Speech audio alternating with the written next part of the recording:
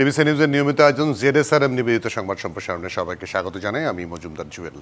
দিনে বাছাই করা সংবাদ এবং এর পর্যালোচনা নিয়ে সংবাদ সম্প্রসারণে আজকে অতিথি হিসেবে অনলাইনে যুক্ত আছেন ঢাকা বিশ্ববিদ্যালয়ের কলা অনুষদের ডিন অধ্যাপক ডক্টর এম সিদ্দিকুর রহমান খান এবং গণমাধ্যম ব্যক্তিত্ব আব্দুন নূর তুষার। আপনাদের দুজনকে স্বাগত জানাই সংবাদ সম্প্রসারণে। আব্দুন নূর তুষার, আপনাকে দিয়ে শুরু করতে চাই। শুরু হচ্ছে চিরুনি অভিযান, সেটা আজকে থেকেই, কিন্তু এখন পর্যন্ত তো ডেভিল হান্ট এটা তো বোধহয় চলছে, এটা তো বন্ধ হয় না। তো ডেভিলদেরকে হান্ট করতে না পারে আবার চিরুনি অভিযান সম্ভব কি? তাহলে কি হচ্ছে অভিযানে? এই যে নাম দেয় এবং নাম দিয়ে কিছু একটা কাজ করে, এইগুলোর মধ্যে যদি কাজটা না হয় তাহলে নামগুলি হাস্যকর হয়ে যায়। কানা ছেলের নাম পদ্মলোচন, এরকম একটা প্রবাদ আমাদের আছে। তো ধরেন ডেভিল হান্ট চলছে, এখন চিরুনি অভিযান করবে, তার মানে ডেভিলরা উকুনের সাইজে চিকন চিরুনি দিয়ে উকুন বের করবে। তো উকুনের মতো মাথায় যদি ডেভিল থাকে তাহলে নিশ্চয়ই বুঝতে পারছেন যে এত পরিমাণে অপরাধী বেড়েছে যেটা চিরুনি দিয়ে ধরতে হচ্ছে, এমনিতে ধরা যাচ্ছে না। কম পোকামাকড় এমনিতেই ধরা যায়, বেশি হয়ে গেলে তখন চিরুনি চালাতে হয়। তার মানে এই সমস্ত শব্দের মধ্যে যে বিষয়টি প্রকাশিত হচ্ছে সেটি হচ্ছে যে এই মুহূর্তে সরকারের যে স্বরাষ্ট্র মন্ত্রণালয় আছে এবং আইন শৃঙ্খলা রক্ষাকারী যে কর্তৃপক্ষ আছেন, তারা আসলে তাদের ব্যর্থতাকে তাদের কাজের মধ্যে দিয়ে স্বীকার করে নিচ্ছেন। তারা ভূত ধরতে গিয়ে ভূত পান নাই, এখন উকুন ধরার জন্য চিরুনি চালাচ্ছেন এবং এরই মধ্যে পুরো মাথায় চুলের রন্ধ্রে রন্ধ্রে উকুন প্রবিষ্ট হয়েছে, যে উকুনের নাম সন্ত্রাস। এবং শুধু যে সেটাই প্রবিষ্ট হয়েছে তাই নয়, এই সরকার তার নিজের কোনো সিদ্ধান্তে পরিচালিত হচ্ছেন বলে মনে হচ্ছে না। আপনাদের খবর শোনার সময় কিন্তু আমার মনে হয়েছে যে কেউ যে কোনো দাবি নিয়ে সেখানে পৌঁছে গেলে তারা বিশেষ কিছু লোকের দাবি দেওয়ার প্রতি বেশ মনোযোগ দেখাচ্ছেন। ফলে উকুন যখন ধরতে যাবেন তখন যদি নিজের উকুন হয়ে যায় তখন দেখা যাবে সেই উকুন আবার তারা ধরবেন না। আমরা আসলে এই পুরো বিষয়টির উপরে ধীরে ধীরে আস্থা হারিয়ে ফেলছি। সাধারণ জনগণ এই উকুন ধরা, ভূত বের করা, এগুলোর উপর আস্থা হারিয়ে ফেলছেন। সবচেয়ে বেশি আস্থা হারানোর কারণ হচ্ছে যিনি এই ঘোষণাটি দেন তিনি এমন ভাবে ঘোষণা দেন এবং ইন্টারনেটে তার যে ধরনের ভিডিও ক্লিপগুলি দেখা যায় তাতে করে তার উপর খুব একটা আস্থা রাখার মতো মানসিক অবস্থা যারা দেখছেন তাদের থাকে না, যারা শুনছেন তাদের থাকে না। সেই জায়গাটায় ওই যে কনফিডেন্সটা অধ্যাপক সিদ্দিকুর রহমান খান, যেমন আজকে স্বরাষ্ট্র উপদেষ্টা বললেন যে খুব শিগগিরই চিরুনি অভিযান শুরু হবে। সাংবাদিকরা জিজ্ঞেস করলেন কবে থেকে, বলে ধরে নেন আজকে থেকেই। মানে আবার সিদ্দিকুর রহমান খানকে আমরা হারিয়ে ফেলেছি সম্ভবত। হ্যাঁ, কোনো একটা সমস্যা হচ্ছে। ওই যে কনফিডেন্স, যেটা আব্দুন নূর তুষার বললেন, যেভাবে ঘোষণা দিচ্ছেন তার মধ্যে কনফিডেন্সটা বোধহয় অভাব আছে। ধন্যবাদ আপনাকে জুয়েল, এবং তুষার ভাই আছেন, তাকে শুভেচ্ছা জানাচ্ছি। আসলে আমরা এই চিরুনি অভিযান, এটি বাংলাদেশের আমরা পুলিশ প্রশাসনের পক্ষ থেকে বা স্বরাষ্ট্র মন্ত্রণালয়ের পক্ষ থেকে আগেও বিভিন্ন সময়ে অপরাধীদেরকে আইনের আওতায় আনার জন্য এই ধরনের অভিযানের নামে নানা তৎপরতার কথা আমরা জেনেছি। ফলে চিরুনি অভিযান এটা আমাদের কাছে কোনো নতুন কিছু না, এটা আগেও হয়েছে। কিন্তু কথা হচ্ছে, যেটা একটু আগে তুষার ভাই বলছেন যে আপনি নাম দিয়ে কি হবে, আসলে ব্যাপারটা হচ্ছে যে আপনার কাজ হচ্ছে কিনা। বাংলাদেশে এখন আমাদের এই সন্ত্রাস, মব জাস্টিস বলেন বা অন্য কোনো ভাবেই বলেন, চাঁদাবাজির কথা বলেন, আমাদের এইগুলো এখন নিয়ন্ত্রণ করা সরকারের দায়িত্ব। এবং সরকারের আরো বিশেষভাবে যদি আমরা বলি যে স্বরাষ্ট্র মন্ত্রকের দায়িত্বের মধ্যে এটি পড়ে, এবং আইন শৃঙ্খলা রক্ষাকারী বাহিনীকে যথাযথভাবে ব্যবহার করে সেটি নিয়ন্ত্রণ করবেন, জনজীবনে স্বস্তি আসবে, সেটাই কিন্তু আমরা সকলেই প্রত্যাশা করছি।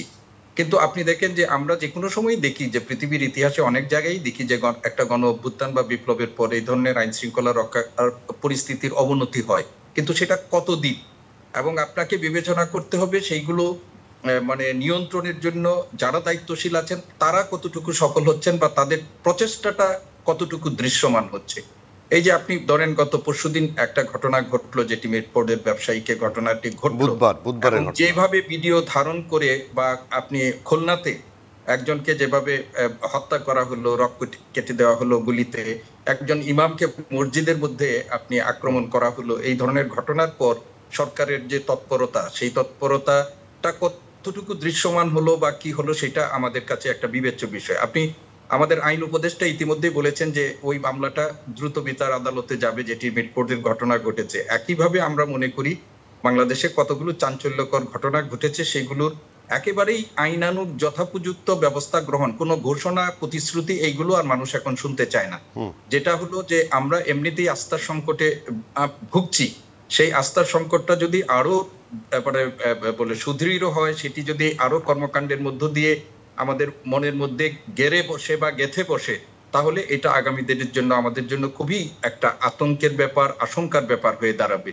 আমরা একটা অভ্যুত্থান করেছি, অভ্যুত্থানের মধ্য দিয়ে একটা ফ্যাসিস্ট সরকারের পতন হয়েছে, একটা নতুন সরকার হয়েছে।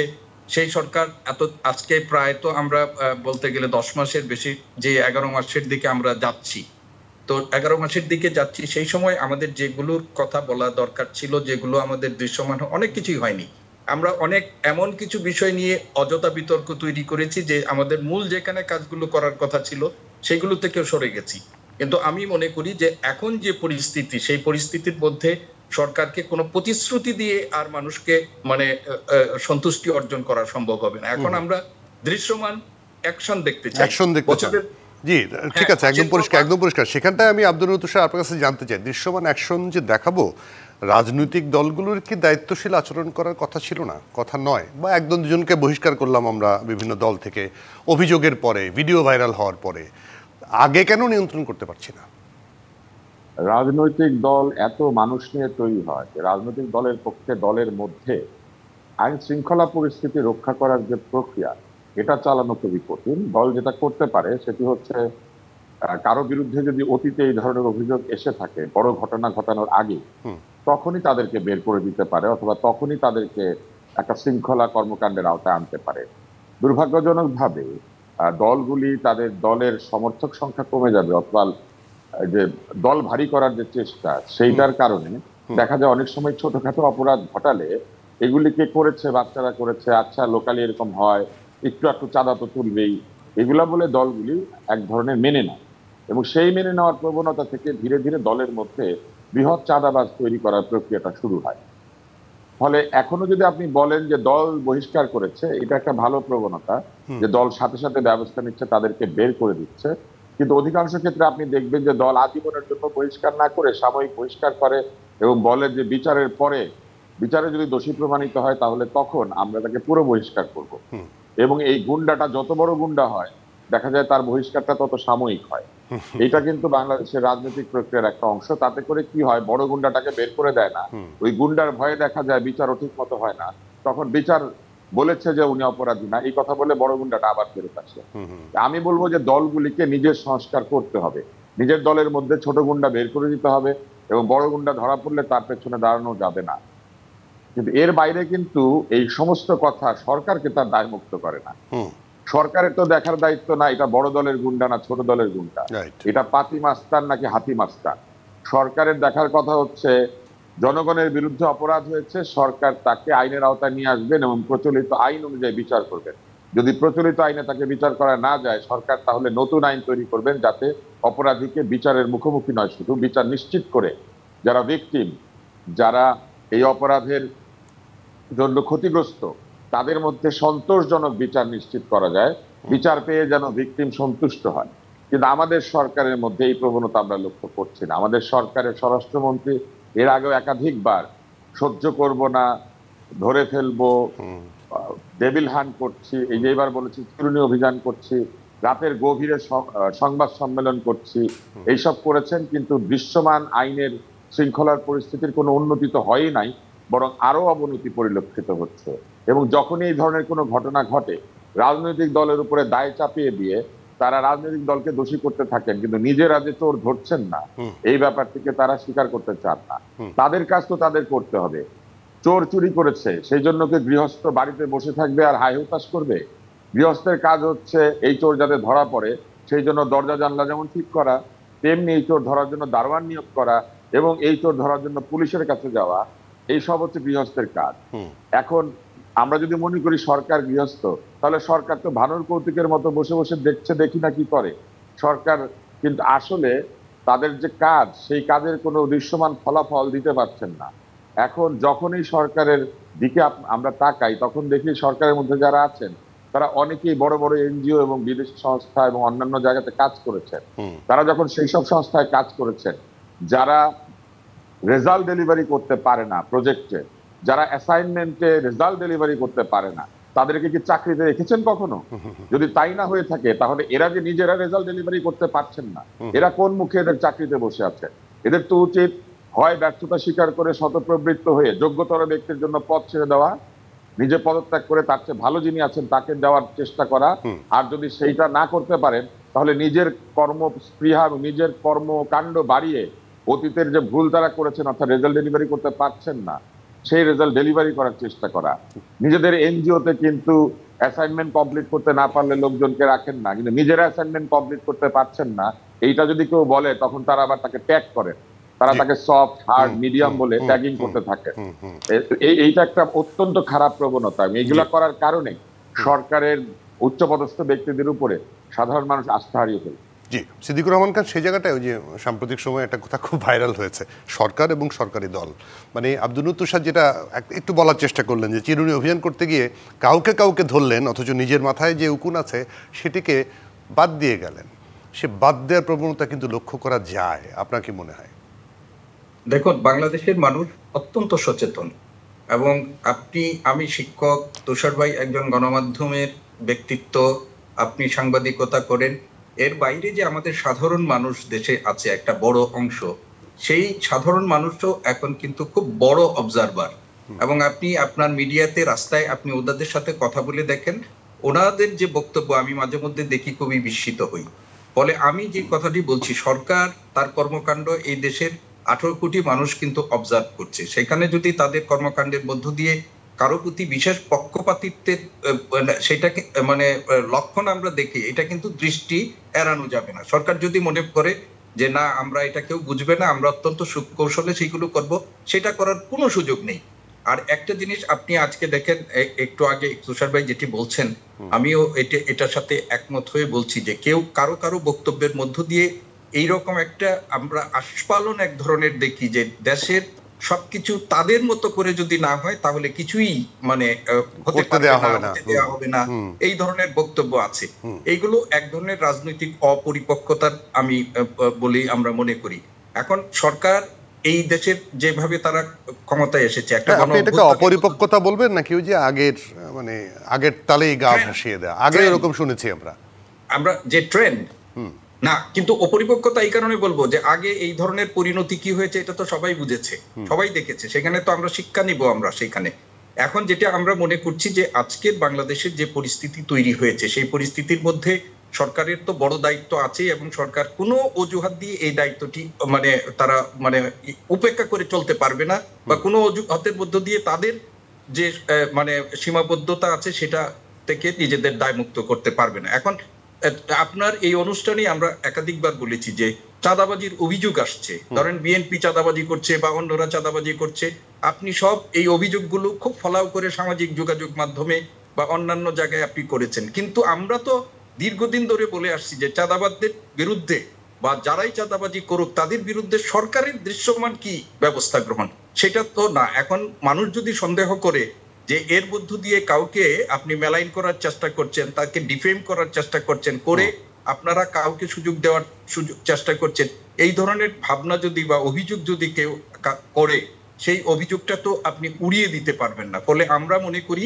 যে এনাফ ইজ এনাফ, যেটুকু হয়েছে সেইখানে এখন বাংলাদেশের মানুষের যে একটা আকাঙ্ক্ষা নিয়ে অপেক্ষা করছিল, এবং আপনি দেখেন এই সরকার 5 বছর থাকুক, এই ধরনের আপনি যেটা বলতে চাচ্ছেন যে এক ধরনের ওই যে করতে দেয়া, আচ্ছা ঠিক আছে করো, এবং এটাকে প্রপাগান্ডা হিসেবে চালিয়ে কাউকে কাউকে সুযোগ দেয়া, এরকম একটা কথা বলতে চাচ্ছেন না? সেটা নিয়ে সামাজিক যোগাযোগ মাধ্যমের যে প্রচারণা এবং কোনো মিডিয়াতেও আমরা যে ধরনের দেখেছি, সেটার ফলে তো আমরা এক ধরনের সন্দেহ মানুষের মনে, সেটা বিএনপি পক্ষ থেকে বলা হয়েছে, আজকেও বলা হয়েছে তুড়ি মেরে বিএনপিকে উড়িয়ে দেওয়া যাবে না, এবং যা কিছু বললে, এবং পাশাপাশি বিএনপির পাল্টা একটা বক্তব্য এনসিপি পক্ষ থেকে আসছে যে কয়েকটা দল, নাম বলে নাই, দুটো দল খালি নির্বাচন চায়, নির্বাচন করে ক্ষমতায় যেতে চায়, অন্য কোনো সংস্কার চায় না। এই আলোচনা আসবে একটা ছোট বিরতি।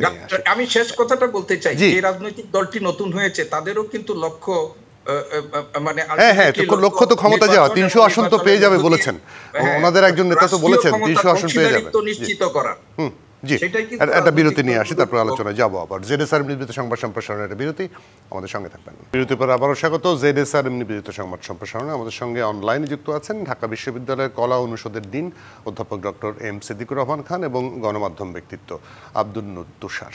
স্বাগত আপনাদের দুজনকে আবারও। যেটি আব্দুল নূর তুষার, আমি বিরতিতে যাওয়ার আগে বলেছিলাম যে এটা হলে ওটা হবে না, ওটা দিতে হবে, ওটা না হলে কিছুই হবে না, সংস্কার না হলে নির্বাচন হবে না, এটা হবে না, মানে এই থ্রেটের মধ্যে গেলে মানে নির্বাচন, যারা নির্বাচন করে ক্ষমতায় যায়, নির্বাচনের জন্য এত বছর সংগ্রাম করেছে, তারা তো নির্বাচন চাইবেই, ক্ষমতায় যেতে চাইবেই। এটি কি দোষের কিছু? যে রাজনৈতিক দলগুলির বিরুদ্ধে তারা অভিযোগ করছেন, সেই রাজনৈতিক দলগুলির এক একটি বয়স তাদের বাবা মায়ের বয়সের চেয়ে বেশি। তো তারা এখন এই রাজনৈতিক দলগুলির বিরুদ্ধে অভিযোগ করছেন যে তারা নির্বাচন করে রাজনীতিতে ক্ষমতায় যেতে চায় কেন, সংস্কার হবে। প্রশ্নটি হচ্ছে, যে সংস্কার প্রস্তাবিত হচ্ছে সেই সংস্কার কি এই রাজনৈতিক দলগুলির মতামত নিয়ে আগে থেকে পরিকল্পনা করে তারপর প্রস্তাব করা হয়েছে, নাকি বিগত সরকারের পতনের পরে কমিটি করে দিয়ে দেশ বিদেশ থেকে লোক হাজির করে রীতিমতো মানুষজন জোগাড় করে তারপরে সংস্কারগুলি প্রস্তাব করা হয়েছে? যখন আন্দোলন চলছিল তখন ঘূর্ণাক্ষরে কোনো একজন ব্যক্তি যেসব পরিবর্তনের কথা বলা হচ্ছে তার কোনো একটা পরিবর্তনের কথা বলেছিলেন? বলেন নাই। ফলে এই রাজনৈতিক দলগুলি এই আন্দোলনে যোগ দিয়েছে, কিন্তু এই রাজনৈতিক দলগুলিকে আন্দোলন পরবর্তীকালে যে এক ধরনের সংস্কার চাপিয়ে দেওয়া হবে তাদের উপরে তাদের মতামত ছাড়া, এটা কিন্তু তারা জানতেন না। না জানার কারণে তারা আলোচনায় গিয়েছেন, এবং আলোচনা যাওয়ার পর আমরা লক্ষ্য করেছি যে কিছু কিছু রাজনৈতিক দল এই সরকারের কাছ থেকে এক ধরনের পক্ষপাতমূলক আচরণ পেয়ে থাকেন। আমরা দেখেছি একটি বৃহৎ রাজনৈতিক দলকে প্রধান উপদেষ্টার কাছে সময় চেয়ে অপেক্ষা করতে হয়েছে, আর অন্যদিকে হাঁটতে হাঁটতে রাস্তা থেকে আরেকটি দলের নতুন সভাপতি, যে দলের বয়স তখনও 2 মাস হয় নাই, তিনি প্রধান উপদেষ্টার বাড়িতে ঢুকে পড়েছেন এবং মিটিংও করে এসেছেন, এরকম আমরা শুনেছি এবং দেখেছি। তাই এই ধরনের আচরণ যখন বৃহৎ রাজনৈতিক দলগুলি দেখতে পেয়েছে, তারা স্বাভাবিকভাবেই এই সংস্কার এবং এই কার্যক্রমের উপরে এক ধরনের সন্দিহান হয়ে উঠেছে, যেটা খুবই স্বাভাবিক। তারপরে যদি আমরা লক্ষ্য করি যে নির্বাচন কমিশন নিয়োগ করা হয়েছে, এই সরকারই করেছেন, সেই নির্বাচন কমিশন বদলে দিতে বলছেন যারা, তাদের একটা কাজ পছন্দ হয়নি, কাজ পছন্দ না হলেই তারা সেই লোকগুলিকে বদলে দিতে বলেন। তারপরে তারা এখন বলেছেন যে প্রতীক না পেলে নির্বাচনই হবে না, তাদের পছন্দের প্রতীকই তাদের দিতে হবে। এই বাধ্যবাধকতামূলক কর্মকাণ্ড যদি তারা নির্বাচন কমিশনকে দিয়ে করা, তার মানে তো নির্বাচন কমিশন তাদের কথা উঠে বসে, তাদের কথা উঠে বসে সেই নির্বাচন কমিশনের নির্বাচনে রাজনৈতিক দল যাবে না, এই প্রশ্ন তো তাদেরকে করতে হবে। ওনারা নিজেদের প্রতীক নিজেরা ঠিক করেন, তাহলে নিজেদের নির্বাচন নিজেরাই করে নেন। ওনারা প্রতীক চাইতে পারেন, সেটা তাদের গণতান্ত্রিক অধিকার। প্রতীক চেয়ে তারা আবেদন করতে পারেন, প্রতীকের পক্ষে প্রচারণা চালাতে পারেন, কিন্তু প্রতীক না পেলে নির্বাচন করব না, এই চাপ তো ওনারা নির্বাচন কমিশনকে দিতে পারেন না, তাই না? প্রতীক না পেলে নির্বাচন হবে না, এটাও বলতে পারেন না। তারপরে তারা কি করেছেন? প্রতীকের কথা বাদই না, তারপরে আপনারা দেখবেন যে তারা বলছেন এরকম অনেক অনেক কথা, সনদ না হলে হবে না, নির্বাচন না হলে, প্রতীক না হলে হবে না, সংস্কার না হলে হবে না, আমাদের সঙ্গে এই আচরণ করলে হবে না, ওই আচরণ করলে হবে না, এবং সবশেষে তারা বলতে শুরু করেছেন এমন ভাবে যে তাদের ইচ্ছা না হলে আসলে নির্বাচন হবে না, তারা যদি নির্বাচন হবে বলে বলবেন সেদিন নির্বাচন হবে। তাহলে তো নির্বাচন কমিশনকে নিজেরাই প্রশ্নবিদ্ধ করছেন এবং সরকারকেও প্রশ্নবিদ্ধ করছেন। এই সরকার তো দেখা যাচ্ছে কোন একটি দলের চাপ অথবা তাদের অনুরোধ উপরোধ কিংবা তাদের হুমকি ধামকিতে উঠে আর বসে। এইটা তো হতে, এইটাই যদি হয় তাহলে তো এরা নিজেরাই সরকারকে দুর্বল এবং প্রশ্নবিদ্ধ করে ফেলছেন। জি, সেই জায়গাটায় নিজেরাই করছেন। জি, সিদ্দিকুর রহমান খান, আপনার মন্তব্য শুনতে চাই। আমি যেটি বলতে চাই যে বাংলাদেশের রাজনৈতিক দল হিসাবে এনসিপির বলবো যে তারা গঠন করা হয়েছে এবং এই দলটি তাদের দ্বারা গঠিত হয়েছে যারা আমাদের 24-এর গণ অভ্যুত্থানের সম্মুখ মানে যোদ্ধা হিসাবে তারা কাজ করেছেন। এবং এই রাজনৈতিক দল গঠনের সময়ে কিন্তু জাতির একটা প্রত্যাশা ছিল যে রাজনৈতিক দলটি গঠন আমাদের রাজনীতিতে একটা গুণগত পরিবর্তন তারা আনতে পারবে।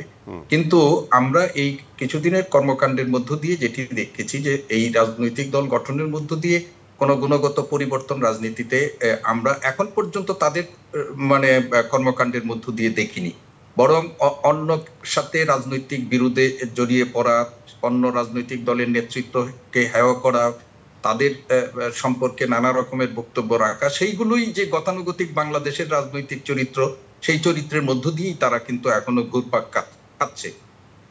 নির্বাচনের ব্যাপারে একটা আমরা প্রত্যাশা করতে পারি যে প্রধান উপদেষ্টা যে সর্বশেষ যে সিদ্ধান্তের কথা জানিয়েছেন সেই সিদ্ধান্ত অনুযায়ী নির্বাচন অনুষ্ঠিত হবে। আজকে নির্বাচন কমিশন তারাও বলেছেন যে আইন শৃঙ্খলা নিয়ে আমাদের চ্যালেঞ্জ আছে, কিন্তু এর মধ্যেই তারা নির্বাচন করতে পারবে বলে তারা আশা করে এবং নির্বাচন করা সম্ভব।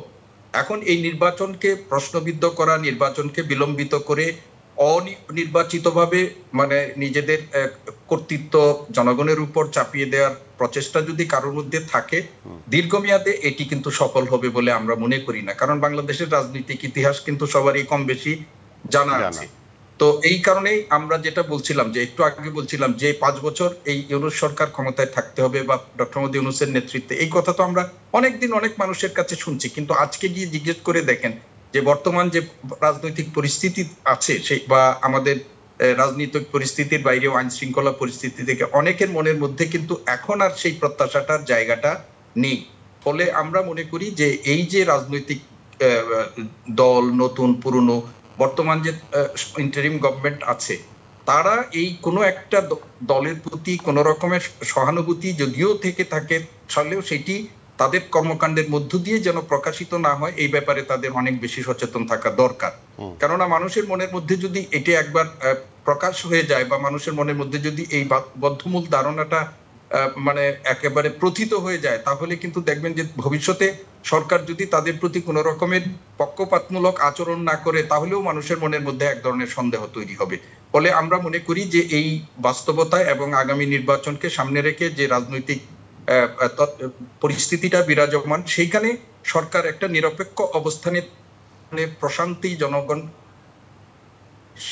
মানে স্বস্তি নিশ্চিত করার কাজটা সরকারের গুরুত্বের সাথে করা উচিত। দল এনসিপি, বিএনপি, অন্য যারা আছে রাজনৈতিক মাঠে যারা আছে, প্রত্যেকেরও কিন্তু একটু দায়িত্বশীল আচরণ এখন আমরা প্রত্যাশা করি এখন যে সেটি আসা উচিত। না হলে কিন্তু আমরা যে সংকট উত্তরণের জন্য এত মানুষের প্রাণ, এটা কিন্তু একেবারেই নিরর্থক হবে। এবং এইবার যদি সেটা নিরর্থক হয়, তাহলে ভবিষ্যতে কিন্তু রাজনীতিবিদরা এই দেশের মানুষকে তাদের পাশে আর পাবে না, এটা নিশ্চিত। জি, একদম পরিষ্কার। আমি একটা বিরতি নিতে হবে, বিরতি পরে এসে আমি একটু, যেহেতু আলোচনা চলছে এখন ঐকমত্য কমিশনে আলোচনা চলছে, আজকে আবার একটু আগে নির্বাচন কমিশন থেকে বলা হয়েছে যে আগামী নির্বাচনে আওয়ামী লীগের রাজনীতি নিষিদ্ধ থাকলেও নৌকা প্রতীক থাকবে, শাপলাটা কাউকে দেওয়া হবে না। নৌকা প্রতীক থাকলে এই প্রতীকটা কারা দেওয়া হবে? এটা তো একটা আলোচনার বিষয়, তাই না?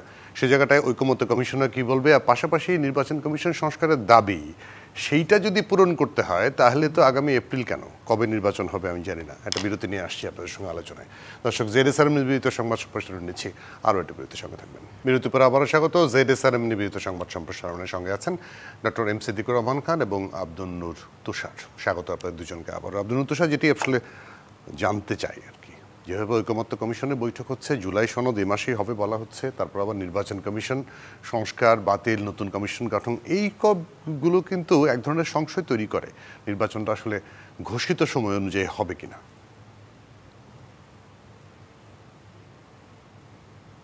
আব্দুন নূর তুষার,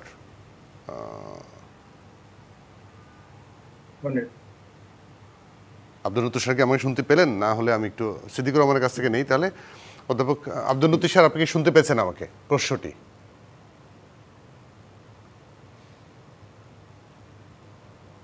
কোনো কারণে শুনতে পাচ্ছেন না। সিদ্দিকুর রহমান খান। না, আপনি যে প্রসঙ্গগুলো উত্থাপন করেছেন যে ঐকমত্য কমিশন তাদের যে সংস্কারের জন্য রাজনৈতিক দলগুলোর সাথে ধারাবাহিকভাবে আলোচনা করছে এবং সেইখানে নির্বাচন কমিশন সংস্কার সহ নানা বিষয়ে আলোচনা হচ্ছে এবং কোন কোন রাজনৈতিক দলের পক্ষ থেকে একটি নির্বাচনকে অনুষ্ঠানের আগে নির্বাচন কমিশনের জন্য কিছু সংস্কারের কথা বলা হচ্ছে। এইগুলো দাবি স্বাভাবিকভাবেই করাই যায় এবং সেইগুলো করতে কোনো দোষের কিছু আমি দেখছি না। কিন্তু যারা এর সাথে দায়িত্বশীল আছেন তাদের বিচার বিবেচনায় রাখতে হবে যে এইগুলো মানে কোন রাজনৈতিক দলের, বিশেষ রাজনৈতিক দলের চাহিদা অনুযায়ী করতে হলে কত সময় তাদের দরকার এবং এই সময়টুকু মানে পাওয়া যাবে কিনা। তবে আমার মনে হয় যে তারা সেই দাবিগুলো করতেই পারেন এবং সেইগুলো করুক তারা দাবি, কিন্তু নির্বাচন কমিশনকেও বা ঐকমত্য কমিশনকেও বাস্তবতা উপলব্ধি করতে হবে এবং সেই উপলব্ধি করেই তাদেরকে ঘোষিত সময়ের মধ্যেই একটা নির্বাচনের দিকেই তাদেরকে অগ্রসর হতে হবে। আজকে ইসি স্পষ্টতই বলেছে যে তাদের যে পরিস্থিতি, যে আইন শৃঙ্খলা পরিস্থিতি চ্যালেঞ্জিং হলেও তাদের জন্য নির্বাচন করা সম্ভব। আমরা এর উপরই আস্থা রাখি এবং শৃঙ্খলার ব্যবস্থার মধ্যে গুলো আছে সেই চ্যালেঞ্জগুলো মানে মোকাবেলা করার জন্য প্রয়োজনীয় প্রতিষেধকমূলক ব্যবস্থা সেটাও সরকারের পক্ষ থেকে করবে এবং জনগণ যে একটা বহুল প্রত্যাশিত নির্বাচনের আকাঙ্ক্ষায় আছে সেই আকাঙ্ক্ষাটা, সেই নির্বাচনটা প্রধান উপদেষ্টার যে সর্বশেষ ঘোষিত সময় সেই সময় অনুযায়ী এটি অনুষ্ঠিত হবে। আমরা গত সপ্তাহেও কিন্তু শুনেছি প্রধান উপদেষ্টা প্রেস উইং থেকে যে প্রধান উপদেষ্টা ডিসেম্বরের মধ্যেই স্বরাষ্ট্র মন্ত্রণালয়কে নির্দেশ দিয়েছেন যে নির্বাচনের প্রস্তুতির জন্য আইন শৃঙ্খলা বাহিনী সংক্রান্ত বিষয়গুলোকে সম্পন্ন করার জন্য। আমরা এটার উপর আস্থা রাখতে চাই এবং সেই আস্থা রেখে এই সময়ের মধ্যে নির্বাচনটিকে গ্রহণযোগ্য, অবাধ, সুষ্ঠু করার জন্য যে ধরনের প্রয়োজনীয় সংস্কার দরকার পড়ে সেই ন্যূনতম সংস্কারগুলো নিশ্চিত করার মধ্য দিয়ে একটা নির্বাচনের দিকে যেন যায় দেশ, সেটাই কিন্তু আমরা প্রত্যাশা করি। আর যেটা আমাদের কাছে সবচেয়ে বড় এখন মনে হচ্ছে যে রাজনৈতিক দলগুলো তারা যে তাদের পরস্পরের বিরুদ্ধে যে ধরনের রাজনৈতিক মানে অসহিষ্ণুতার পরিচয় দিচ্ছে, সেইটার ক্ষেত্রেও রাজনৈতিক দলগুলোর মধ্যে একটা মানে সংযত আচরণ, দায়িত্বশীল আচরণ আমরা প্রত্যাশা করব। বিএনপির পক্ষ থেকে আমরা শুনলাম যে দলের মধ্যে তারা শুদ্ধি অভিযান বা শুদ্ধি কার্যক্রম পরিচালনা করবে। আপনি এটিও তো অন্তত পক্ষে একটা পরিবর্তন দেখি। আগে তো একটা ছিল যে কোনো একটা অপরাধ সংগঠিত করলে বা অভিযোগটা আসলে সেই রাজনৈতিক দলগুলোর মধ্যে সেই অভিযোগটা আমলে না নিয়ে এক ধরনের মানে দায়িত্ব এড়ানোর একটা প্রবণতা, কিন্তু এখন আমরা পরিবর্তিত বাস্তবতায় অন্তত পক্ষে দেখতে পাচ্ছি যে দলগুলো তাদের নেতাকর্মীদের বিরুদ্ধে ব্যবস্থা গ্রহণ করছে এবং সেটা হয়তো আরো বেশি হলে ভালো হয়, কিন্তু যেটুকু হচ্ছে সেটাও কিন্তু একটা ইতিবাচক হিসাবে আমরা নিচ্ছি এবং আমরা মনে করি এই ধারাটা অব্যাহত রাজনৈতিক দিবেন এবং আগামী নির্বাচনটা যেন একটা সুষ্ঠু, অবাধ, গ্রহণযোগ্য নির্বাচন হয়, সুন্দর জায়গায় যায়, সেটাও কিন্তু পছন্দের প্রতিনিধিকে যেন নির্বিঘ্নে তারা নির্বাচনে পরিবেশটা সবাই মিলে যেন নিশ্চিত করতে পারে এবং প্রধান উপদেষ্টার ঘোষিত সময়ের একটা নির্বাচন হয়। ঠিক সেই জায়গাটা আব্দুল তুষার, ওই যে কিছুদিন আগে জামাতের সেক্রেটারি জেনারেল বলেছেন যে লেভেল প্লেইং ফিল্ড তারা দেখছেন না, সেই জায়গাটায় কিভাবে সুষ্ঠু নির্বাচন হবে এটা একটা বড় প্রশ্নবোধক চিহ্ন। আর তারা এনসিপি সহ ইসলামিক একটা দল পিআর পদ্ধতির মধ্যে স্টিক করে আছে, সে জায়গাটায় লেন্দি হওয়ার, সংশয় থাকার কোনো কারণ দেখেন কিনা আপনি? প্রথম বিষয় হচ্ছে যে লেভেল প্লেইং ফিল্ড নাই, এটা যদি বলা হয় তাহলে ওদেরকে এটাও বলতে হবে যে লেভেল প্লেইং ফিল্ড কেন নাই এবং সেই না থাকার কারণ যেগুলি, দেখবেন যে সেই কারণগুলি সরকারের সৃষ্ট, এটা তো আর বাইরে থেকে কেউ সৃষ্ট করে না। লেভেল প্লেইং ফিল্ড না থাকার যে অবস্থাটা সরকারেরই বিভিন্ন সিদ্ধান্তের কারণে তৈরি হচ্ছে। তাই সরকারকে এটা ঠিক করতে হবে যে কেন লেভেল প্লেইং ফিল্ড নাই। দ্বিতীয় হচ্ছে, আপনি বললেন যে তারা পিআর পদ্ধতি বা প্রপোর্শনাল রিপ্রেজেন্টেশন বা আনুপাতিক হারে প্রতিনিধিত্ব, এইটা তারা চাইছেন। আনুপাতিক হারে প্রতিনিধিত্ব চাইলে বাংলাদেশের সকল রাজনৈতিক দল ইলেকশন করতে দিতে হবে। কেননা আপনি যদি জানেন যে বাংলাদেশে একটি রাজনৈতিক দলের বা একাধিক রাজনৈতিক দলের ভোটার আছে, তাহলে সেই রাজনৈতিক দলকে ভোটে দাঁড়াতে না দিলে এই যারা পিআর বলছেন, তাহলে বাংলাদেশে 10%, 5% কিংবা 15% যাই হোক না কেন, সেই ভোটারদের দল তো এই নির্বাচনে নাই। কিন্তু দেখা যাবে যে পিআর এর মধ্যে দিয়ে 1%, 2% ভোট পেয়েছে, সেই দল কক্ষে প্রবেশ করবে। তাহলে সেইটা তো হবে যে বাংলাদেশের কিছু জনগণের শুধু ভোটের অধিকার না, তাদের রাজনৈতিক প্রতিনিধিকে কক্ষে পাঠানোর যে অধিকার, সেটাও আপনি দিলেন না।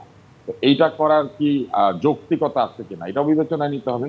তার মানে পিআর পদ্ধতি নিয়ে জোরাজোরি করতে গেলে আসলে তারা যেটা করছেন সেটা হচ্ছে প্যাচ লাগিয়ে দিয়ে নির্বাচনকে আরো পিছিয়ে নিয়ে যাওয়ার একটা অবস্থা তৈরি করছেন। ধরেন পিআর নাই, তাতে কি গণতন্ত্র নিশ্চিত হবে না? পিআর হইলেই গণতন্ত্র নিশ্চিত হবে, আর পিআর না হলে গণতন্ত্র নিশ্চিত হবে না, এটা কোথায় লেখা আছে? ওনারা কিছু হইলেই বলেন 85টা দেশে পিআর আছে। তো পৃথিবীতে 85টা দেশে পিআর থাকলে আরো 90টা দেশে পিআর নাই। তো এটাও তো বিবেচনা করতে হবে। সব জায়গায় পিআর আছে এমনও যেমন না, আবার সব জায়গায় পিআর নাই সেরকমও না। পিআর আসলে কোথায় বেশি কাজ করে? পিআর বেশি কাজ করে হচ্ছে যেখানে অনেক বৃহৎ জনগোষ্ঠী আছে, সেই বৃহৎ জনগোষ্ঠী দেখা যায় যে 1%, 2% ভোট আসলে অনেক লোকের মতামত, সেইখানে এই পিআর পদ্ধতি নিয়ে আসা হয় যে যাতে করে কোনো ভোটারেরই মতামতকে ভোট পদ্ধতি অবহেলা না করে, অন্তত একজন হলো তাদের পক্ষে কথা বলার লোক সংসদে থাকে। হ্যাঁ, কিন্তু আজকে বাংলাদেশের কথা যদি আপনি চিন্তা করেন, বাংলাদেশে পিআর পদ্ধতি চালু করলে কি গণতন্ত্র নিশ্চিত হবে? বরং এটাও তো হতে পারে যে পিআর পদ্ধতির মাধ্যমে যে লোকগুলি গিয়ে উচ্চকক্ষে বসে পড়বেন, এগুলা কারো বংশের লোক, এগুলা কারো আত্মীয়, এগুলা কারো কোটা, এগুলা কোন এনজিওর লোক। এরা লবি করলেন, লবি করে পিআর নিয়ে নিলেন বিভিন্ন রাজনৈতিক দলের প্রতিনিধি হওয়ার জন্য। তো এইটা আপনি কি করে বন্ধ করবেন? ফলে কোনো কিছু আসলে আইন করে কিংবা কোনো কিছু আসলে নিয়ম দিয়ে বন্ধ করা যায় না যতক্ষণ না পর্যন্ত যারা এই নিয়মগুলি পালন করছেন তারা সদিচ্ছা তাদের মধ্যে না থাকে। বাংলাদেশে জেব্রা ক্রসিং দিয়ে পার হওয়ার আইন আছে, জেব্রা ক্রসিং আছে, লোকে পার হয় না, এটা কেন? তারপরে বাংলাদেশে অসংখ্য ট্রাফিক আইন আছে যেগুলো প্রতিদিন ভেঙে ফেলা হয়, কেন? বাংলাদেশে আইন আছে রেজিস্ট্রেশন ছাড়া কোনো যানবাহন রাস্তায় চলবে না, অথচ চোখের সামনে দিয়ে ব্যাটারি রিক্সা চলছে। বাংলাদেশে